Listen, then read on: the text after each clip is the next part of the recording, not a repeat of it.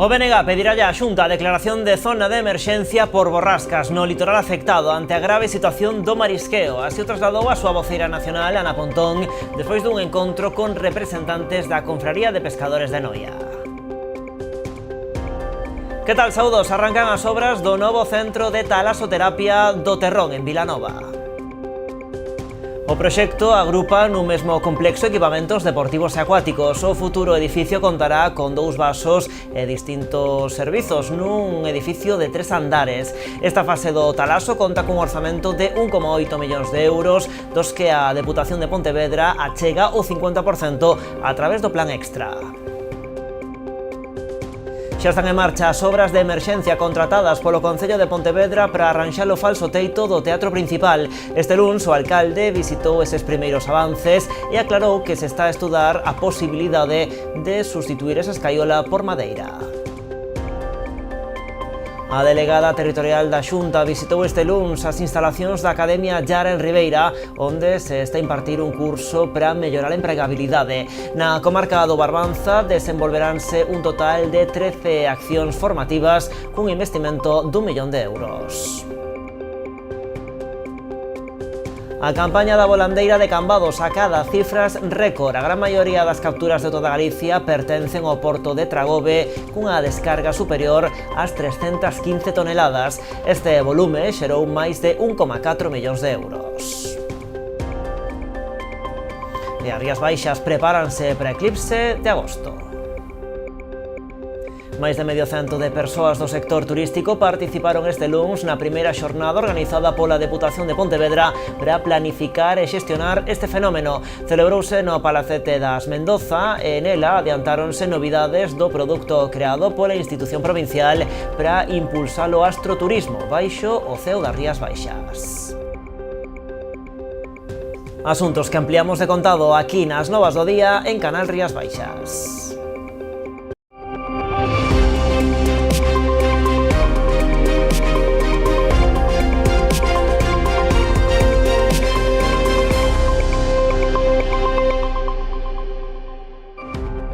E antes de nada, o Tribunal Superior de Xustiza de Galicia condena ao Concello de Muros o pago dunha indemnización por vulnerar os dereitos dunha traballadora. A sentenza conclúe que a Administración expuxo a muller a un risco grave, posto que foi enviada a inspeccionar o domicilio dun drogodependente para documentar se existían evidencias de consumo de drogas. O Concello non contaba cunha avaliación de riscos psicosociais para prever as posibles reaccións violentas dunha persoa con problemas de adición, así como os riscos sanitarios para a traballadora. Tras coñecelo o contido do fallo, que non é firme, o PP solicitou o cesamento inmediato do edil de Servizos Sociais e a reprobación da alcaldesa. Pola súa banda, dende o goberno local xa anunciaron a revisión do plan de prevención de riscos para elaborar unha avaliación de riscos completa e específica para cada área.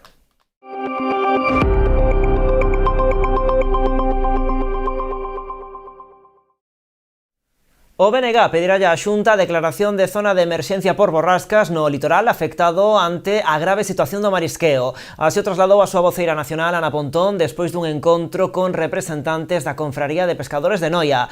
Pontón tamén solicitou a bonificación con carácter retroactivo das cotas da Seguridade Social para os mariscadores afectados e propuxo á Xunta que asuma a xestión do encoro do Tambre aproveitando a caducidade da concesión. A voceira nacional do BNG, Ana Pontón, mantivo esta mañá en Noia un encontro con representantes da Confraría de Pescadores da localidade para avaliar a situación do sector marisqueiro derivada da baixa produtividade experimentada debido á mortaldade masiva de marisco, a consecuencia dos temporais do inverno. Pola situación actual de inactividade, de falta de recursos e de un pouco un plan marco para xestionar esta situación nas que nos atopamos, que é unha situación extraordinaria, pero desgraciadamente recurrente nos últimos tempos, non? De que pouca actividade, pouco recurso e a situación é crítica, non? Para o Bloque Nacionalista Galego, as medidas que están a poñer en riba da mesa tanto o Goberno Central como a Xunta son insuficientes, polo que xa anunciou que interpelará o Goberno de Rueda no vindeiro pleno no Parlamento sobre esta situación, reclamando a declaración de zona de emerxencia por borrasca para a zona litoral afectada ou a aplicación de bonificacións con efecto retroactivo activo nas cotas á Seguridade Social para os mariscadores afectados. Que se demande a declaración de zona de emerxencia por borrascas a toda a zona litoral afectada polas borrascas que vivimos neste ano. En segundo lugar, creemos que hai que aplicar bonificacións para as cuotas das mariscadoras con efecto retroactivo desde o mes de novembro. En terceiro lugar, entendemos que a Xunta de Galiza debe ter un plan específico para axudar o sector marisqueiro neste momento, con normas claras e con recursos suficientes. Por último, a nacionalista tamén se referiu a un problema que afecta especificamente ao Pósito Noiés, como é a falla dun protocolo de baleirado no encoro do Tambre, que provoca tamén o incremento da mortaldade de marisco na ría. Levamos moito tempo reclamando que ten que haber un protocolo que sexa claro en como se ten que producir ese baleirado e que ten que haber sancións ás eléctricas cando hai un incumplimento da xestión dun encoro destas características, pero tamén é certo que a día de hoxe hai unha situación nova, porque hai un encoro que ten unha caducidade desa concesión e desde o BNG o que defendemos é que a Xunta de Galiza debe asumir directamente a xestión dese encoro e non volverlo a regalar a unha eléctrica para que se siga forrando cos nosos recursos e por riba destruindo a riqueza das nosas rías. Creemos que neste momento sería o que debería de facer o goberno galego. Levamos 40 anos entrando na túa casa, instalando os teus soños e coñecendo o teu nome. Fomos a túa tenda de confianza con outros nomes e hoxe evolucionamos para darche moito máis. Agora somos Mi Electro, mesmo equipo, mesma confianza e a experiencia de sempre coa forza dos mellores. Ven a descubrir a tecnoloxía máis avanzada co trato de toda a vida. Os de sempre, agora máis fortes que nunca. Agardámoste.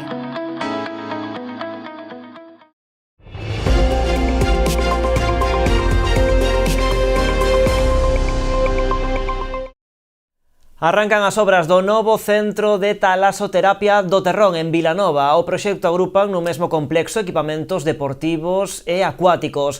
O futuro talaso terá 2 vasos e distintos servizos nun edificio de 3 andares. Esta fase deste proxecto conta cun orzamento de 1,8 millóns de euros, dos que a Deputación de Pontevedra achega o 50% a través do Plan Extra. Este luns visitaron a zona o presidente provincial e membros do goberno local.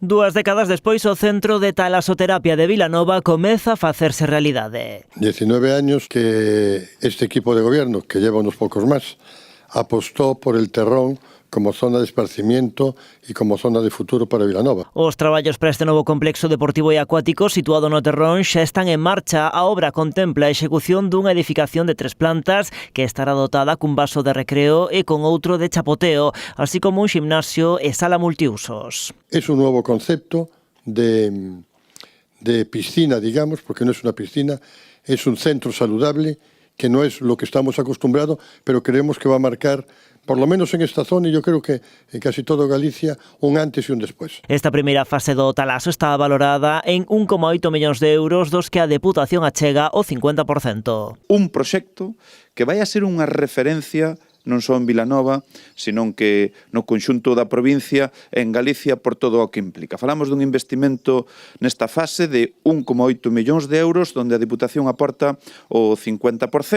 Turismo de Galicia aporta outro 50% desta parte do proxecto. A seguinte fase, a do percorrido termal, financiarase con fondos europeos EDIL cun 1 millón de euros captado a través de Mar de Santiago. Eso es gestión, eso es colaborar distintas administraciones y distintos ayuntamientos dentro que es de Mar de Santiago, además de distintos signos políticos. O alcalde avanza ademais a renaturalización desta contorna. Es una fase que va a ir en paralelo con la piscina, hacer un gran parque, reforestar esta zona pública, o sea, hay una cosa que tiene que quedar clara, va a hacer falta aparcamiento, pero se puede aparcar debajo de árboles. Regenerar esta zona, como se está a regenerar e con proxectos deste calado, pois é un motivo de satisfacción. O presidente provincial aproveitou para lembrar que a colaboración da Deputación con Vilanova ao longo deste mandato en plans de cooperación ascende a 5,4 millóns de euros, incluindo a renovación do céspede de campos de fútbol ou a mellora de estradas como a de Baión.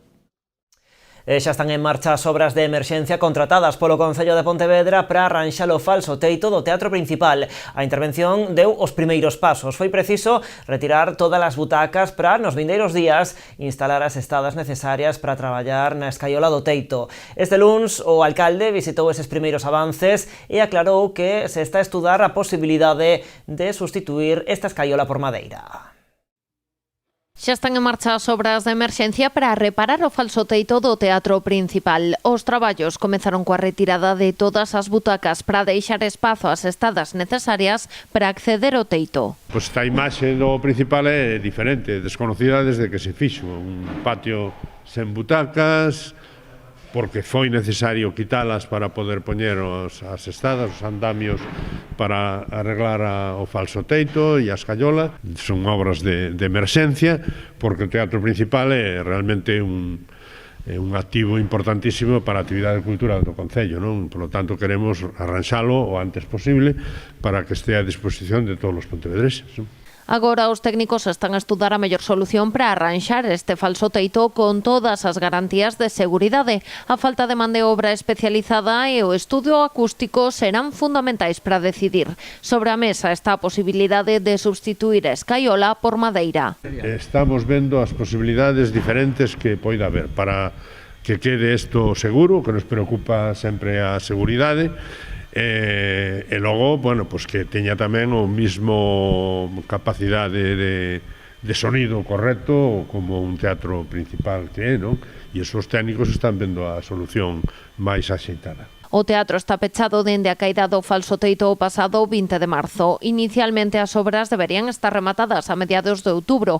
A complexidade da intervención, orzamentada en 220.000 euros, pode condicionar tamén os prazos iniciais de 6 meses dende o inicio da obra. Sabes que as cousas van como van, hai unha decisión política de que isto hai que arranxalo urxentemente, pero eso vai a depender das solucións técnicas que se adopten e tamén mesmo se dixo xa en algún momento de que haxa personal e empresas que garanticen un traballo ben feito, non? Ademais dos traballos no falso teito, aproveitarase a retirada dos asentos para limpar e envernizar o chan de madeira. En canto ás butacas, estánse a avaliar diferentes opcións.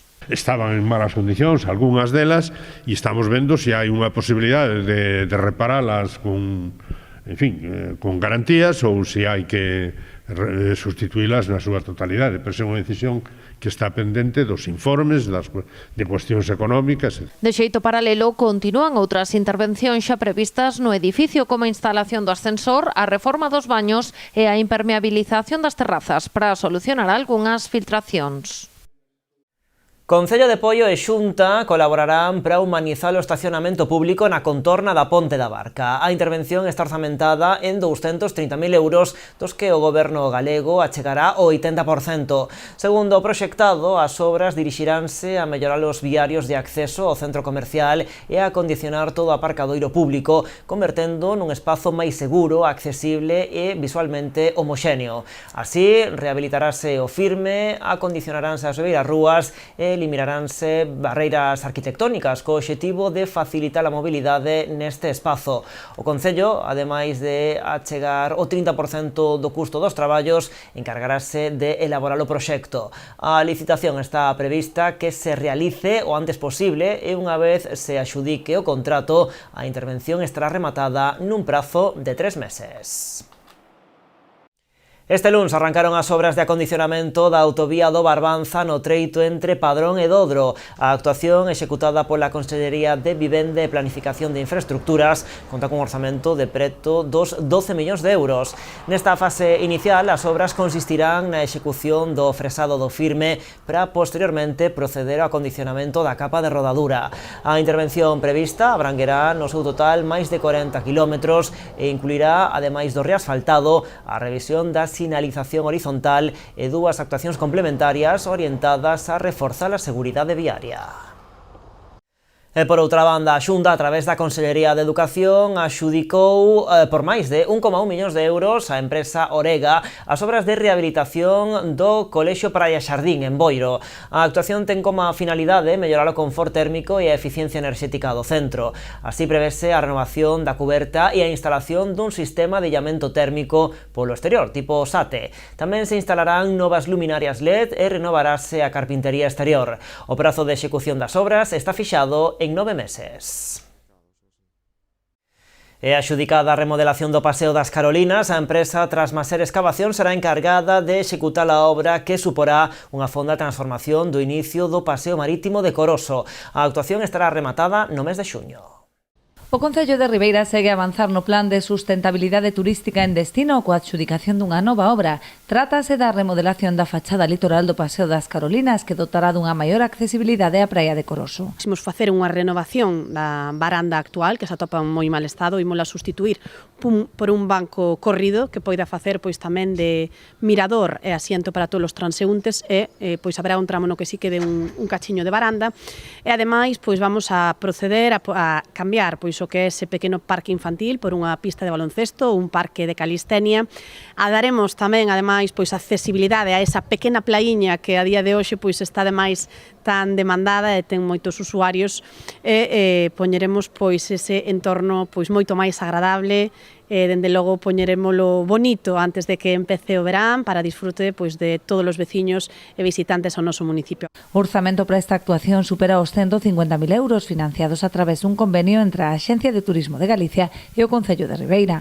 O prazo de execución é de mes e medio, polo que en xuño estará rematada esta obra que suporá unha fonda remodelación da zona comprendida entre a Rotonda do Náutico e o inicio do paseo. Bueno, e a volta da publicidade, entre outros asuntos, imos ver como se están a preparar as Rías Baixas para esa eclipse solar do mes de agosto. Este luns organizouse en Pontevedra un encontro con máis de 100 de persoas do sector turístico.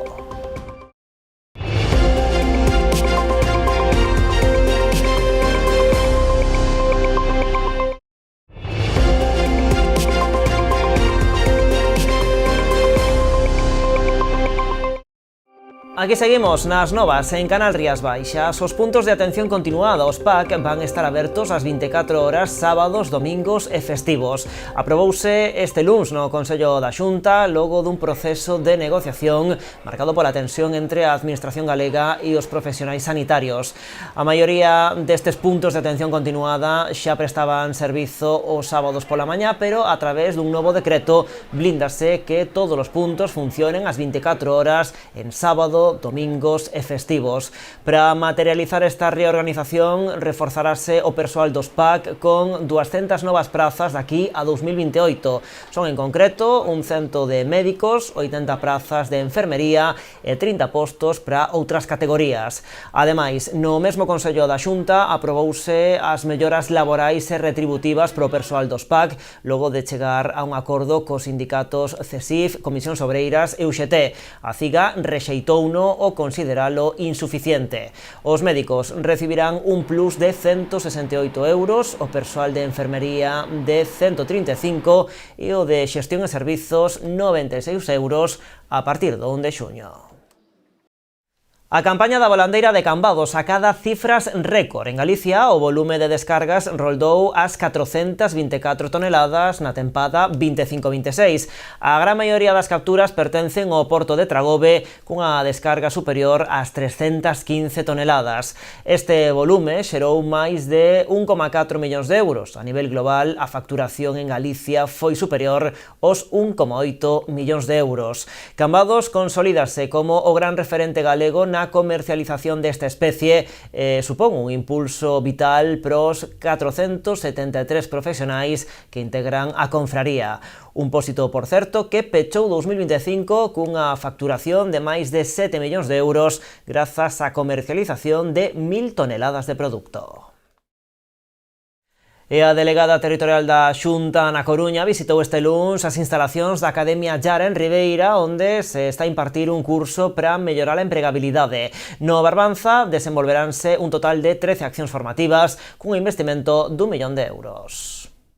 A Academia de Perruquería e Estética Yara en Ribeira é un dos centros beneficiarios da liña de axudas para mellorar a formación de persoas en situación de desemprego. Na pasada convocatoria, a entidade contou cunha chega de 120.000 euros para o desenvolvemento de 2 cursos e xa ten concedidos outros 3 para o curso 2026-2027. O día 12 de maio comezamos 3 novos cursos.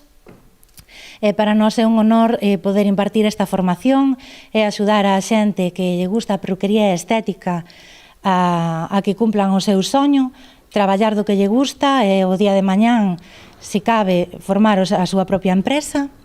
Estes cursos veñense sumar a outros 10 previstos en todo Barbanza, que suporán un investimento total de 1 millón de euros na comarca. O centro de Yara é uno desos centros que nesta comarca vense beneficiados, en este caso de 3 cursos, son 15 cursos os que en este programa 2026-2027 se van a invertir na comarca do Barbanza. Estamos a falar de 1 millón de euros, o que vai a costar estes 13 cursos. Ademais de favorecer a formación dos desempregados e facilitar o seu acceso ao mercado laboral, esta liña de axudas busca tamén dar resposta ás demandas do tecido empresarial galego e fomentar o emprendemento. Agradecer á Xunta de Galicia pois o esforzo que fai nestes cursos de formación que creemos que son pois unha oportunidade para todas estas 15 mulleres, neste caso, que veñen a formarse, que veñen a buscar pois un futuro e que eu as animo, ademais, a que non só logo traballen en algún centro, sino tamén que se animen a emprender, non? Creo que é unha boa oportunidade para que logo cada unha teña pois o seu camiño por diante. Polo tanto, nos agradecidos á Xunta de Galicia por facer esta inversión, esta gran inversión no que é a formación e o emprego e a Yara, pois como non, pois un ano máis participar, porque creo que xa son moitísimos anos nos que veñen desenvolvendo esta formación. O prazo de presentación de solicitudes para a actual convocatoria permanecerá aberto ata o 30 de novembro. E saiban tamén que a Deputación da Coruña abre este mércores o prazo de presentación de candidaturas á 8ª edición dos Premios PEL, cos que pretende recoñecer a innovación, a excelencia e o talento do tecido empresarial da provincia. Na edición deste ano haberá 4 categorías e unha mención especial: Iniciativa Emprendedora, Traxectoria Empresarial, Iniciativa Territorio Sostible e Iniciativa Empresarial Singular, ademais da categoría honorífica que distinguirá a mellor iniciativa transformadora do rural. As empresas interesadas en optar a algún dos premios das 3 categorías teñen ata o 12 de maio para facer chegar a súa proposta. Os premios PEL repartirán este ano un total de 80.000 euros, a cifra máis alta dende a súa creación. Cada unha das 4 categorías principais estará dotada con carácter xeral con 20.000 euros.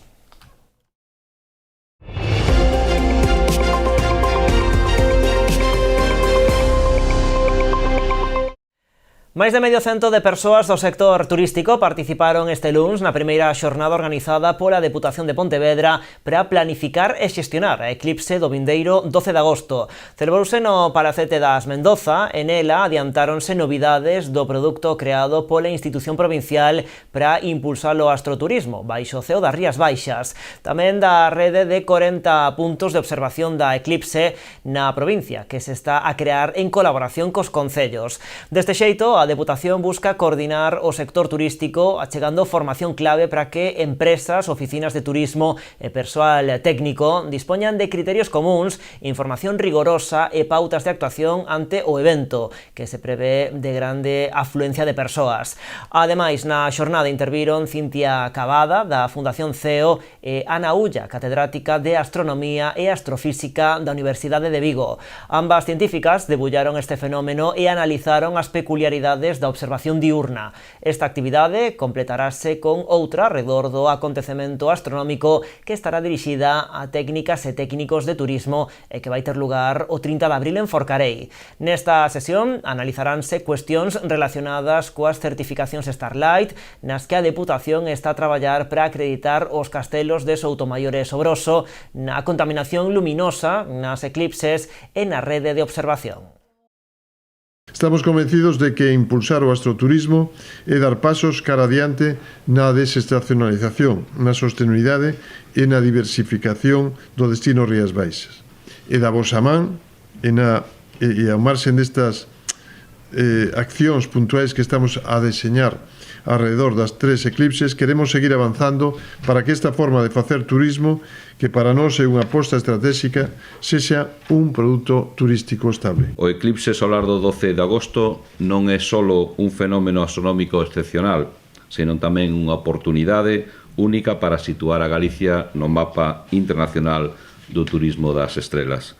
Temos un territorio privilexiado, con espacios naturais únicos e cunha calidade de ceo que nos permite ofrecer experiencias diferentes e auténticas. Este evento vai a ser un escaparate internacional para o noso destino, un escaparate que nos axuda a seguir reforzando a imaxe dunha Galicia diversa, sostible e innovadora na súa oferta turística.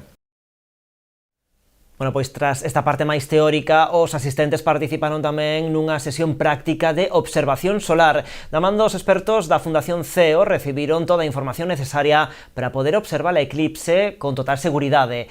Importante para gozar plenamente dun evento histórico.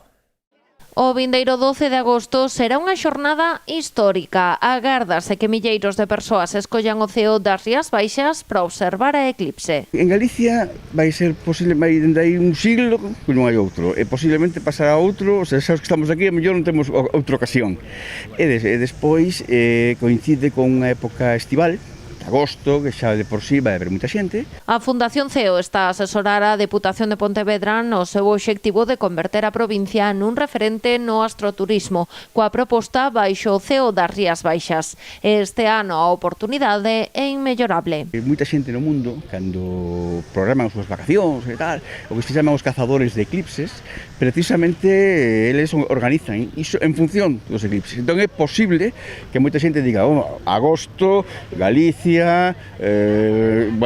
eclipse, noite, encima o día 12, coincide que o eclipse é a noite do 12 e a noite das Perseiras, co cual, vamos, se estuvera despexado sería un día deses que só pasa unha vez na vida, non? Tanto é así que dende a Fundación sinalan a planificación como unha clave para poder gozar plenamente deste eclipse. Protexer os nosos ollos é fundamental para facelo con seguridade. Sempre utilizar elementos homologados. Ante a dúbida, non o uses, porque os danos son irreparables, os ollos son moi delicados. Pero hai gafas que vemos velas agora, hai filtros homologados para poñer prismáticos ou telescopios solares. Solo así. E solo, no caso da xente que vaya ao ver o eclipse na zona da totalidade, solo no momento de totalidade, aí é o único instante no que sí podes velo sin gafas, porque non hai luz. Tamén é importante decidir o lugar dende o que observaremos este fenómeno. Comezará ás 7:30 da tarde, pero o recomendable é facer os traslados con tempo. Ainda que o eclipse empeza para 7:30 da tarde, pero que non esperes, vai xa porque posiblemente hai xa caravanas nos mellores sitios para poder observarlo, entón, antelación e planificación importante. Tamén, estar atento ás previsións meteorolóxicas, e a hora de decidir o sitio, esperar a ver onde onde se vai ver mellor, en tal zona, xa 2-3 días antes, que son xa máis fiables. Nas Rías Baixas a eclipse non acadará ao 100%, aínda que quedará moi preto, pero os expertos recoñecen que os encantos da zona e, sobre todo, o seu clima son garantía de éxito. Como hai que ter en conta o tema meteorolóxico, a mellor teña máis probabilidades de velo no sur ou en certas zonas. Supoño que iso vai a dar lugar a milleiros de fotos en sitios que teñan ubicacións especialmente atractivas, non? El Lousame despediu as dúas voluntarias que nos últimos meses realizaron prácticas no concello. Durante un emotivo acto, as dúas mozas procedentes de Armenia e Bulgaria recibiron o certificado do Programa de Voluntariado Europeo, así como un agasallo en agradecemento ao labor realizado. O Concello de Lousame é un dos poucos de toda Galicia que xestiona programas de voluntariado europeo. Dende 2017 recibiu xa unha ducia de voluntarias procedentes de diversos países de toda Europa, como Oksana e Xenia, que veñen de finalizar a súa estadía tras 10 meses de prácticas no Concello. Ao longo deste tempo, as mozas procedentes de Armenia e Bulgaria, respectivamente, colaboraron en diversas áreas e actividades municipais, converténdose en dúas veciñas máis. Elas estiveron aquí no Concello de Lousame durante 10 meses Queremos agradecer o traballo levado a cabo, xa que estiveron en todos os ámbitos no Concello de Lousame, estiveron no PAI, estiveron no centro de día, estiveron nas actividades culturales, deportivas, en todo o que levamos a cabo aquí no Concello de Lousame, que non é pouco, pois aí estuveron elas poñendo o seu grande area e colaborando en todo. Estamos moi agradecidos de tervos aquí durante estes 10 meses. Esperamos que disfrutarades a tope da estancia aquí en Lousame. Ademais dos agradecementos, durante o acto de despedida, o Concello fixo entrega do Youth Pass, un certificado europeo que acredita os coñecementos adquiridos ao longo deste tempo, no que, ademais, aprenderon a falar español con fluidez. É por elo que hoxe queremos entregar a Xanellos da Nova o Youth Pass, que é o certificado oficial europeo que acredita e recoñece as competencias e aprendizaxe non formal adquirido nestes proxectos de mobilidade. A próxima semana entregaremos tamén o Youth Pass a Osana, xa que ela remata o proxecto 14 de abril a incorporarse un pouco máis tarde debido aos trámites de visado a ser unha persoa extracomunitaria. Simplemente a dar as gracias pola colaboración e traballo realizado, tamén as súas entidades de envío, e desexarlle toda a sorte do mundo. Ambas as súas voluntarias, moi emocionadas, tiveron palabras de gratitude para todos os compañeiros e persoal do Concello, en especial para o técnico de Xuventude, Xosé Manuel Outeiral, encargado de coordinar o programa de voluntariado. Pois así, despedindo estas dúas mozas voluntarias en Lousame, rematamos hoxe as novas do día, máis en canalriasbaixas.com e tamén nas nosas redes sociais. Como sempre, graciñas por estaren aí.